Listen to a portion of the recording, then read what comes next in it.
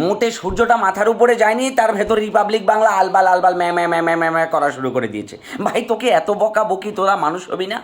কখনো মানুষ হবি না? এত ভুলভাল নিউজ পড়ে এত প্রপাগান্ডা ছড়িয়ে কি আনন্দটা পাচ্ছিস? এতে করে তোদের প্রতি বাংলাদেশের মানুষের আরও বিতৃষ্ণা বাড়ছে, অনীহা বাড়ছে, অভিযোগ বাড়ছে, অভিমান বাড়ছে। কেন এগুলো করছিস ভাই? সংবাদের নামে কেন গু ছড়িয়ে বেড়াচ্ছিস? ছোটোবেলা তোর মা বাবা যদি তোকে ঠিকঠাকভাবে টিকাটা দিত, তোর বাবা যদি ঝড়ের রাতে ফার্মাসিতে না যেত, আজকে হয়তো এই ময়ূককে আমরা দেখতে পেতাম না। সত্যিই আজকে হয়তো সেই ময়ূককে আমরা দেখতে পেতাম না, কিংবা এই রিপাবলিক বাংলার এদের কাউকে আমরা দেখতে পেতাম না, যদি তাদের বাবারা ঝড়ের রাতে ফার্মাসিতে যেত। না গিয়েই ভুলটা করেছে, ওদেরকে দুনিয়াতে নিয়ে এসছে, আর ওরা এখন দুনিয়াতে যা তা বলে বেড়াচ্ছে, যা তা ছড়িয়ে বেড়াচ্ছে।